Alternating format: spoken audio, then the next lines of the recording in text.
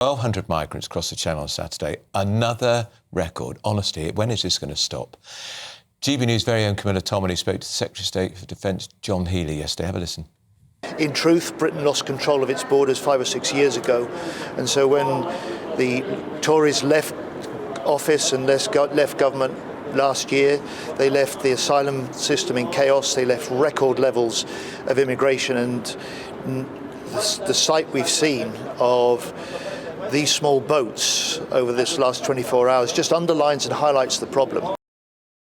Which is some truth in that. Yeah. The Conservatives completely failed on this issue. They did. But we are now really tired of hearing this being used as an excuse. And the first thing they did on day one was cancel the Rwanda plan, which may have worked, may have been a deterrent, but they weren't willing to give it a go. Yeah. But we're paying, as you know, £500 million, 500,000 to French police. Have a look at this.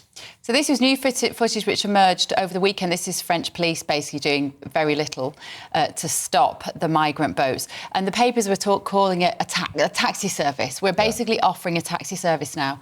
Keir Starmer has completely lost control of our borders in terms of illegal migration. There's even a little one there being carried by his dad, getting into the dinghy. In a way, why wouldn't these people... Here's the police. There they are, taking pictures. Taking pictures. Why wouldn't those people want to live here? I genuinely feel no ill feeling towards those individuals. I don't. I would want to come and live in this country. This country has a temperate climate. It has an opportunity to make money. It has the most generous social social funding in the world.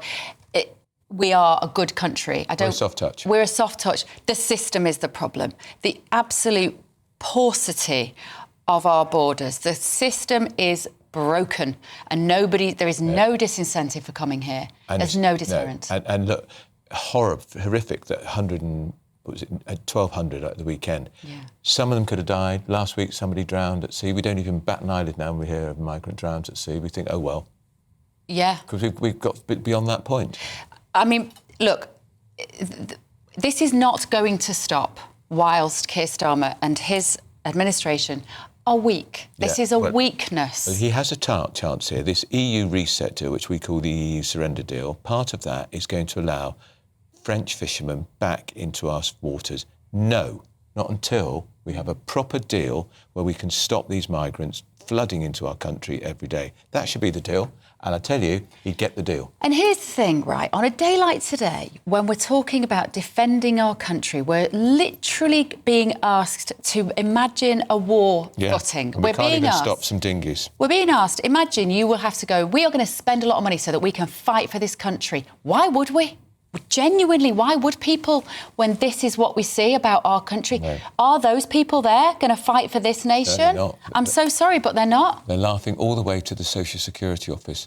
Now, the Home Office has given us a statement which says they want to end dangerous small boat crossings which threaten lives and undermine border security and will stop at nothing to dismantle their business models and bring them to justice. Have you heard that before? Stop at nothing. Well, Alf, I mean, I think we know the answer from you. We lost the control of our borders a long time ago, didn't we? Good morning. Did we ever have control? Certainly not since 2018, when these small boats started coming. Since then, we've had 165,000 cross the channel that we know about. That's the size of Sunderland or Milton Keynes or Huddersfield. Absolutely absurd. No, we have no control because there is no deterrence in place. And until we are serious about putting a deterrence in place, I'm afraid that they will continue to come. James, that number is eye-watering, but compared to legal migration, it is still a small number. The difference being, of course, that people who arrive here legally intend generally to put back into the system to somehow work for their money. People have woken up now to the idea that these illegal immigrants are costing the UK taxpayer a fortune with no deterrent. What do we do? Well, I don't know where you get the idea that the people who arrive here by small boat aren't wanting the same thing. I mean, that's literally what they're wanting to do. They can't work, obviously, because of the system that's in place. So many of them who arrive here, obviously, it takes over 6 months. 68% of them, it takes 6 months or more for their claim to be processed. That's the problem here. And the issue that we tend to have is, where do we put those people in the meantime? And that's the big debate that goes on. Are they in temporary accommodation? Are they in permanent accommodation? Some people want to send them away from the country. Some people want them to be processed here. I just think it's a complete dereliction of duty of a nation state to not be able to process people who arrive on their doorstep. Only 52% of these people have their claim accepted in the end anyway. So it's not like 100% of these people go on to live in the UK. Only 52% of them do so.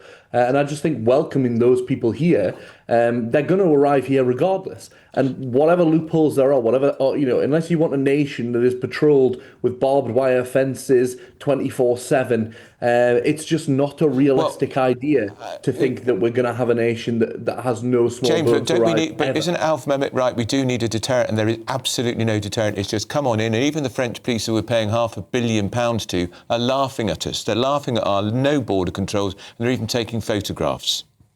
I don't believe anybody is laughing at us. I think there's this strange kind of attitude that's going on here that we've developed, and it's very sad actually. And I hear people calling out for a crisis to be declared, and that there is a crisis, and the language that's used is that there's a crisis. Where was the crisis for child poverty?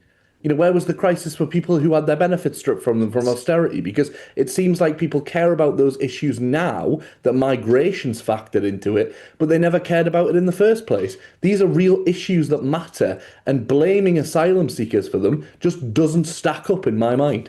Alp, your response to that? Because you are a compassionate there's so person. much to respond to. There's so much to respond to. First of all, we're assuming that all those who are crossing the channel are the sort of refugees, the sort of asylum seekers that the conventions had in mind. They're not. The vast majority are young, working-age men who can afford and have the strength to make their way over for a better life. Yeah, I don't blame them for that, but they're not refugees. Secondly, those who are, it's not a matter of how many are granted asylum and how many aren't. How many are they actually removing?